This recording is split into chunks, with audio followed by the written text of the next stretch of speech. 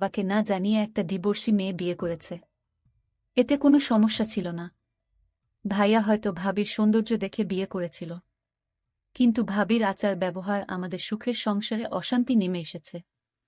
আমার বয়স খুব কম হলেও আমি ভাবির সকল কর্মকাণ্ড বুঝতে পারি, কিন্তু ভাবির এরকম বাবা মায়ের উপর অত্যাচার আমার কিছুতেই সহ্য হতো না। আর ভাইয়া তো চাকরির কাজে শহরে থাকত। একদিন ভাবিকে হোটেলে নিয়ে গেলাম, আর হোটেলে নিয়ে যা করেছিলাম তা শুনলে তোমাদের মাথা গরম হয়ে যাবে। তাহলে মূল ঘটনাটি বলি।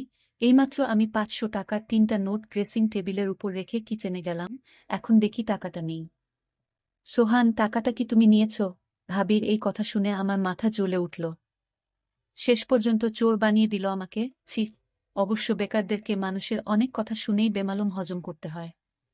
কথায় কথায় মাথা জ্বলে উঠলে চলে না। অনেক কষ্টে নিজেকে সামলে নিয়ে বললাম, না ভাবি, আমি নেইনি। হয়তো অন্য কোথাও রেখেছ, ভালো করে খুঁজে দেখো। ভাবি বলল, সব জায়গায় খুঁজেছি, কোথাও নেই।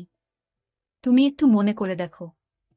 এমনও তো হতে পারে তুমি মনের ভুলে নিয়ে মানিব্যাগে ঢুকিয়ে ফেলেছ, এখন মনে করতে পারছো না। এবার সত্যি সত্যি মাথায় আগুন চড়ে গেল। আমি খুব হালকা স্বরে বললাম, ভাবি, তুমি যেভাবে আমাকে অপমান করছো, এর মধ্যে যে চূড়ান্ত রকমের একটা ছোটলোকি আছে। তুমি কি তা বুঝতে পারছ? এই কথায় ভাবি শ্রাব্য অশ্রাব্য ভাষায় যা বলা শুরু করল, তাতে তাকে আর একটা ভদ্র বাড়ির ছেলে, বউ কিংবা কোনো ভালো ঘরের মেয়ে বলা যায় না। এক পর্যায়ে সে বলেই ফেলল, ধামরা একটা ছেলে বছরের পর বছর ভাইয়ের ঘাড়ে বসে বসে হাতির মতো গিলছে। ৪ পয়সা ইনকামের মুরদ নেই, সে কি না আমাকে বলে ছোটলোক। আমি বারবার এদিক ওদিক তাকাচ্ছি, যেন মা এইসব কথা কোনোভাবে শুনতে না পায়। এমনিতেই সে স্ট্রোকের রুগী, কোনোভাবেই উত্তেজিত হতে পারে, এমন কিছু শুনতে দেয়া যাবে না তাকে। এরপর আর কোনো কথা জোগাল না আমার মুখে। নিঃশব্দে বাড়ি থেকে বের হয়ে গেলাম। বেলা বাজে 10টা 56। রোদ তেতে উঠেছে। আষাঢ় মাস, অথচ বৃষ্টির নামগন্ধও নেই। রোদের তাপে যেন রাস্তার পিচ গলে স্যান্ডেলে লেগে যাচ্ছে। এখন কোথায় যাব আমি? লকডাউনের ভেতর কারো বাড়ি যাওয়া যাবে না।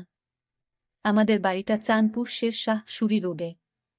এখান থেকে হেঁটে হেঁটে রেসিডেন্সিয়াল কলেজের পাশ দিয়ে চন্দ্রিমা উদ্যানে চলে যাওয়া যায়। বসার জন্য খুব নিরিবিলি একটা জায়গা। আমার একটা নিরিবিলি জায়গায় এখন সবচেয়ে বেশি দরকার। খুব কঠিন একটা সিদ্ধান্ত আমাকে নিতে হবে, এবং সেটা আজই, এখনই। একটা ভবনের পেছন দিকে লেকের পাড়ে নিরিবিলি একটা জায়গা দেখে বসে পড়লাম। সংসারের হিসাবটা কিছুতেই আর মিলছে না। অল্প কিছু দিনের ভেতর সবকিছু কেমন এলোমেলো হয়ে গেল। অথচ আমাদের সংসারটা ছিল ছবির মতো সুন্দর, গোছানো, পরিপাটি। সেই ছবির রং ঝাপসা হতে শুরু করল একসময়।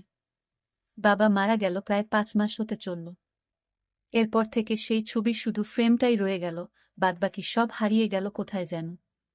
এই তো সেদিনের কথা, আমরা 2 ভাই আর বাবা মা মিলে একসাথে ক্যারাম খেলেছি। বাবা একটু সময় বের করতে পারলেই ফুরুত করে ঘুরতে গিয়েছে আমাদেরকে। বাড়িটা সারাক্ষণ হাসি আর আড্ডায় গমগম করত। আর আজকের অবস্থা দেখলে নিজেই অবাক হই। মনে হয় আদৌ এইটা আমাদের বাড়ি। ভাইয়া পড়ালেখা শেষ করার পর 19 সালের জুলাই মাসে একটা মাল্টি ন্যাশনাল কোম্পানিতে উচ্চ পদে চাকরি নিল। ভালো বেতন, মতিঝিলে অফিস। এর মাস খানিকের মাথায় কাউকে কিছু না জানিয়ে হুট করে এক সন্ধ্যায় ভাবিকে নিয়ে উপস্থিত। তারা নাকি গোপনে কাজী অফিসে গিয়ে বিয়ে করেছে। ভাবির বাড়ি কুমিল্লার বরুড়ায়। ফেসবুকে পরিচয়, সেখান থেকে প্রেম, আর তারপর বিয়ে। ভাবির এর আগেও একটা বিয়ে ছিল, সে পর আমার ভাইয়ার সাথে তার পরিচয়। আমরা সবাই খুব আপসেট হলাম এই ঘটনায়। ভাইয়ার মতো একটা চমৎকার গোছালো এবং দায়িত্বশীল ছেলে কাউকে কিছু না জানিয়ে এভাবে বিয়ে করে ফেলবে, এটা মানাই যায় না। আর তাছাড়া আমাদের বাড়িতে যদি অমতো করার মতো কেউ থাকত, তাহলে ভিন্ন কথা ছিল। আমরা 2 ভাই মোটামুটি বড় হলে বাবা মা আমাদেরকে খুব পরিষ্কারভাবে বুঝিয়ে বলেছে যে জীবনে চলার পথে কাউকে ভালো লাগতেই পারে। এটা খুবই স্বাভাবিক। এমন কিছু হলে অবশ্যই যেন সবার আগে বাড়িতে শেয়ার করি। আজ পর্যন্ত আমাদের 2 ভাইয়ের কোনো যৌক্তিক কাজে বাবা মা বাধা দেয়নি, বরং সব সময় উৎসাহ দিয়ে এসেছে। সেখানে ভাইয়ার কাছ থেকে এটা কেউই আশা করেনি। এই ব্যাপারটা নিয়ে বাবাই সবচেয়ে বেশি আপসেট হয়ে পড়ল। মা তাকে বুঝাতে চেষ্টা করল যে রাব্বি যদি মেয়েটাকে নিয়ে সুখী হতে পারে তাহলে আমাদের আর আপত্তি করে লাভ কি, যা হওয়ার তা তো হয়েই গেছে। আর তাছাড়া দুইজনের সম্মতিতেই বিয়েটা হয়েছে, দুজনই ম্যাচিউর্ড, সুতরাং এখন স্বাভাবিকভাবে ব্যাপারটা মেনে নেওয়াই সব দিক দিয়ে ভালো। ভাবির আগের বিয়ে নিয়ে বাবা মা কেউই কোনো কথা তোলেনি এই পর্যন্ত। ডিভোর্স একটা মেয়ের জীবনের খুব দুর্বল একটা জায়গা। সুযোগ বুঝে এই জায়গায় খোঁচা দেয়া কোনো ভালো মানুষের কাজ না। মা শুধু ভাইয়াকে আড়ালে ডেকে নিয়ে সেই রাতে বলেছিল, রাব্বি, তোর বাবার মনে এত বড় দুঃখ দিলি, তার কত পরিকল্পনা তোর বিয়ে নিয়ে। খুব ধুমধাম করে বড় ছেলের বিয়ে দিবে, আনন্দ ফুর্তি করবে। মানুষটা খুব কষ্ট পেয়েছে রে, স্রেফ এইটুকুই। অবশ্য ভাইয়া সেই রাতে মাফ চেয়েছিল বাবা মার কাছে। তারপরও বাবা কেমন চুপচাপ হয়ে গেল। এরপর থেকে কখনো আগের মতো সেই চঞ্চল মানুষটাকে আর দেখিনি। মাস তিনেক মোটামুটি ভালোভাবেই চলল সংসারটা। এরপর সাজানো সংসারে একের পর এক ঝড় আসা শুরু হলো। সেই ঝড়ে আমাদের স্বর্গের সেই বাড়িটা তছনছ হয়ে গেল। ভাবির সাথে মার তেমন বনিবনা হচ্ছিল না। একটা পর্যায়ে সংসারের শান্তির জন্য মা সবকিছু ভাবিকে বুঝিয়ে দিয়ে অবসর নিলেন। তবুও শান্তি এলো না। ভাবি চাইল তার আলাদা একটা সংসার, যে সংসারে শ্বশুর শাশুড়ি আর দেবরের মতো বাড়তি ঝামেলা থাকবে না। আমাকে ভাবি নিজে টাকা লুকিয়ে আমার উপর ছাপিয়ে দিয়েছে। ভাইয়া যেন আমায় ভুলে বুঝে আলাদা হয়ে যায় এই জন্য। এটা আমি বুঝতে পেরেছিলাম। যখন এইভাবে ভাবি আমাকে পাশাতে পারল না, তখন ভাবির মনে অন্য চিন্তা ভর করল। আমি সব সহ্য করতে পারি, কিন্তু মা বাবাকে নিয়ে কোনো কথা আমি সহ্য করতে পারি না। আমাকে ভাবি মিথ্যা দোষারোপ করুক, এত আমার কোনো সমস্যা নাই, কিন্তু বাবা মাকে নিয়ে কোনো অপমান, এটা আমি সহ্য করতে পারব না। কিভাবে আমাকে ভাইয়ার চোখে খারাপ বানানো যায়, এই সুযোগ ভাবি সবসময় খুঁজত। কিন্তু আমি তো আর বোকা না যে ভাবির মতলব আমি বুঝি না। বয়সটা হয়তো কম হতে পারে। ভাবি বাবার সাথে তেমন ভালোভাবে কথা বলতো না। বাবাকে ভাবি চা বানিয়ে দিত কোনোরকমভাবে। এতে বাবা মুখ বুজে সব সহ্য করত, ভাবিকে কোনো কিছুই বলতো না। আমি শুধু চেয়ে দেখতাম। তবে ভাবি দিন দিন মা বাবার প্রতি এক ধরনের অত্যাচার শুরু করলেন। সময় মতো মা বাবার খাবার দেওয়া, মা বাবার যত্ন কিছুই করত না সে। আমি মা বাবাকে সব সময় বুঝাতাম, ভাইয়া হয়তো জীবনে বড় একটা ভুল করে ফেলেছে, কিন্তু এই ভুলের মাসুল কি তোমাদের দিতে হবে? এ আমি কিছুতেই হতে দিব না। ভাবিকে দেখতাম, বেশিরভাগ সময় দেখতাম ফোনে কার সাথে জানি কথা বলতো। ভাইয়া যখন বাড়িতে থাকতো না, তখন ভাবি কার সাথে যেন কথা বলতো ফোনে সারাক্ষণ। এই দৃশ্য আমি দেখতে পেতাম। একদিন আমি দেয়ালের ওপাশ থেকে শুনতে পেলাম ভাবি ফোনে বলল, কাল আমার স্বামী বাসায় থাকবে না, তুমি একটু আমার সাথে দেখা করো, জরুরি কথা ছিল।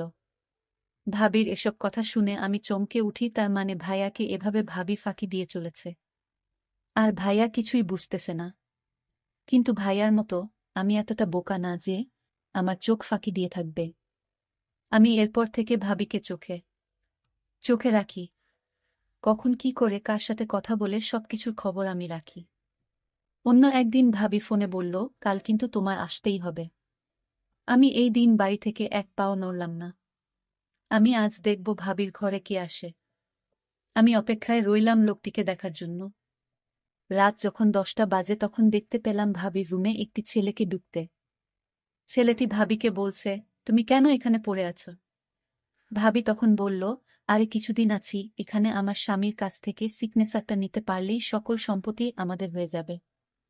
আমরা এই বাড়িটি বিক্রি করে অন্য কোথাও একটা বাড়ি রাখব, আর আমরা সুখে জীবন যাপন করব। ছেলেটি বলল, কখন করবে? আর কিছুদিন ধৈর্য ধরো প্লিজ, আমি একটা সুযোগ খুঁজতেছি। তারপর তারা দুজন দেখলাম ঘনিষ্ঠ হতে লাগল। আমি জানালার পাকা দিয়ে তা ভিডিও করে ফেলি। এখন কোথায় যাবে ভাবি, তুমি তো আমার হাতে ধরা। তোমার সমস্ত প্ল্যান আমি মোবাইল দিয়ে রেকর্ড করেছি ভাবি। এখন আমি তোমাকে যে কি করব তা তুমি কল্পনাও করতে পারবে না ভাবি। সামনে তোমার খারাপ সময় আসছে ভাবি। তোমার এরকম প্ল্যান আমার আর বুঝতে বাকি নাই। আমি তোমাকে এমন করে ছাড়ব, তুমি তা সারা জীবনও ভুলতে পারবে না। তারপর দিন ভাইয়া বাড়িতে আসলো। ভাইয়া ভাবির জন্য নতুন শাড়ি নিয়ে এসেছে। ভাবি তখন খুশি হয়ে বলল, তুমি হাত মুখ ধুয়ে আসো, আমি তোমার জন্য খাবার রেডি করছি। তারপর ভাইয়া খেতে বসল। ভাবি তখন ভাইয়াকে জিজ্ঞেস করল, আচ্ছা আমরা যে বিয়ে করেছিলাম তার জন্য কাজী বলেছে একটা তোমার সই এর বাকি ছিল, আর সেই সইটা তোমার করতে হবে। ভাইয়া বলল, আমি এই সপ্তাহ কাজের চাপে আছি, আমি 1 সপ্তাহ অফিসের কাজে চট্টগ্রাম যেতে হবে, তারপর দেখি আমি সইটা দিয়ে দিব, আমি এখন খুব বিজি। ভাবি বলল, আচ্ছা ঠিক আছে, তাহলে এই সপ্তাহ বাড়িতে এসে মনে করে সইটা দিয়ে দিতে হবে। ভাইয়া পরদিন সকালে চলে গেল। আমি ভাবির রুমে গেলাম। ভাবিকে জিজ্ঞেস করলাম, ভাবি তোমার দিনকাল কেমন কাটছে? ভাবি বলল, ভালোই তো, কিন্তু তুমি একটা চুলটা তুমি ভুলে যেও না। আমি বলেছিলাম, ভাবি তুমি কেন আমায় মিথ্যা অপমান করছো? আমাকে তোমার সহ্য হয় না, সেটা তুমি মুখে বলে দিতে পারো। তাহলে কেন শুধু শুধু আমাকে মিথ্যা অপবাদ দিচ্ছ ভাবি? ভাবি তখন রাগান্বিত হয়ে বলল, তুমি এখন আমার রুম থেকে যাও। আমি বললাম, ভাবি তুমি যে আমায় চোর বলেছ, মনে রেখো ভাবিকে যে আসল চোর তা তুমি খুব শীঘ্রই জানতে পারবে। ভাবি আমার কথা শুনে কিছুটা অবাক হয়ে গেল। তুমি আমাকে ভয় দেখাও নাকি? আমি বললাম, ভাবি ভয় না, যা সত্যি তাই বললাম। ভাবি তুমি সময় মতো সব টের পাবে। ভাবি মনে মনে চিন্তা করতে লাগল, আমার দেবর কি আমার সব প্ল্যানের কথা কি জেনে গেছে নাকি? না, সে জানবে কি করে? আমার তো প্ল্যানটা একমাত্র ও ছাড়া একটা পাখি পর্যন্ত জানে না। তাহলে সে জানবে কি করে? পরের দিন ভাবিকে দেখলাম মোবাইল ফোন দিয়ে ওই ছেলেটির সাথে চ্যাট করছে। আমি ভাবির মেসেঞ্জারে ভাবির প্ল্যান করা ভিডিওটা ভাবির মেসেঞ্জারে পাঠালাম। ভাবি ভিডিওটা দেখে চমকে উঠল। আরে, এ তো দেখি আমার সমস্ত প্ল্যান করার ভিডিও। এই ভিডিও দেবর কিভাবে পেল? আর সে কোথায় এই ভিডিও পেল? আমার ভিডিওটা দেখে মাথা গরম হয়ে গেল। আমি সাথে সাথে আমার দেবরকে ডাক দিলাম। দেখলাম দেবর তার ঘরে শুয়ে মোবাইলে চ্যাট করছে। আমি বলল, সুহান, এই সুহান। আমার দেবরের নাম সোহান। আমি তাকে ডাক দিলাম, সে আমার ডাক শুনেও না শোনার ভান করল। আমি 3টা ডাক দিলাম জোরে জোরে। সোহান তখন বলল, আরে ভাবি, আপনি এত রাতে কি হয়েছে? ভাবি কোনো সমস্যা? ভাবি বলল, তুমি জেনেও না জানার ভান করছো কেন? আমি বললাম, ভাবি তুমি কি পাগল হয়ে গেছো? আমি কি জানি? আমি কিছু জানি না। আর তুমি কিসের কথা বলছো? ভাবি তখন বলল, তুমি এই ভিডিও কোথায় পেলে? আরে আমি এই ভিডিও, তুমি যার সাথে সম্পদ চুরি করে যার সাথে পালিয়ে যাবার প্ল্যান করছিলে সেই আমাকে এই ভিডিও দিয়েছে ভাবি। ভাবি আমার কথাটা বিশ্বাস করতে পারল না মনে হয়। ভাবি বলল, এ হতে পারে না। আমি বললাম, ভাবি তোমার প্ল্যান করা সমস্ত ভিডিও আমার কাছে আছে। আমি এই ভিডিও ভাইয়াকে দেখাবো, তারপর থানায় গিয়ে মামলা করব। তোমাকে সারা জীবন জেলে থাকতে হবে ভাবি। ভাবির সুন্দর মুখখানা শুকিয়ে গেল আমার কথা শুনে। ভাবি দেখলাম অনেক ভয় পেল। তারপর আমায় ভাবি বলল, সোহান আমি ভুল করেছি, প্লিজ তুমি এই ভিডিওটা ডিলিট করে দাও। আমি বলেছিলাম, না ভাবি, তুমি যে প্ল্যান করেছিলা সেটা যদি আমি সময়মতো না জানতাম তাহলে আমাদের তুমি রাস্তার ফকির বানিয়ে ছাড়তে। ভাইয়াকে বোকা ভেবেছ তুমি, কিন্তু আমি বোকা না। ভাবি তখন বলল, আচ্ছা সোহান, তুমি কি চাও আমি তোমার সব কথা শুনবো, তাও তুমি তোমার ভাইয়াকে এই ভিডিও দেখাইও না? আমি বললাম, ঠিক আছে, আমি ভিডিও দেখাবো না, তবে আমি যা বলি তাই তোমার শুনতে হবে। ভাবি বলল, ঠিক আছে, আমি তোমার সব কথাই শুনব। আমি তোমার মা বাবার সাথে ভালো আচরণ করব। আমি বলেছিলাম, ভাবি তাহলে কাল আমার সাথে একটি জায়গায় যেতে হবে। ভাবি বলল, ঠিক আছে।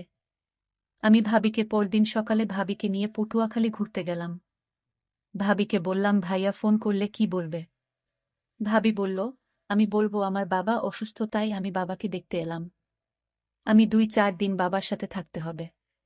ভাবিকে বললাম, ভাবি তুমি তো দারুণ বুদ্ধিমতী। হঠাৎ আকাশের অবস্থা খুব খারাপ হলো, প্রচণ্ড ঝড় বৃষ্টি হতে শুরু করল। আমি ভাবিকে নিয়ে একটা হোটেলে গেলাম, কারণ এখানে যারা ঘুরতে আসে তারা হোটেলেই থাকে। আমিও একটা হোটেল নিলাম। ভাবিকে বললাম, ভাবি তুমি হোটেলে বস, আমি কিছু খাবার নিয়ে আসি। আমি খাবার নিয়ে আসলাম। ভাবি তখন বলল, আমি নিচে শুয়ে পড়ি, তুমি কাটে শুয়ে পড়ো। আমি বললাম, না কোনো সমস্যা নাই, তুমিও কাটেই শু। ভাবি আমার সাথে কোনো কথা না বলে কাঠে এসে শুয়ে পড়ল। আমি সারা রাত ঘুমাইনি।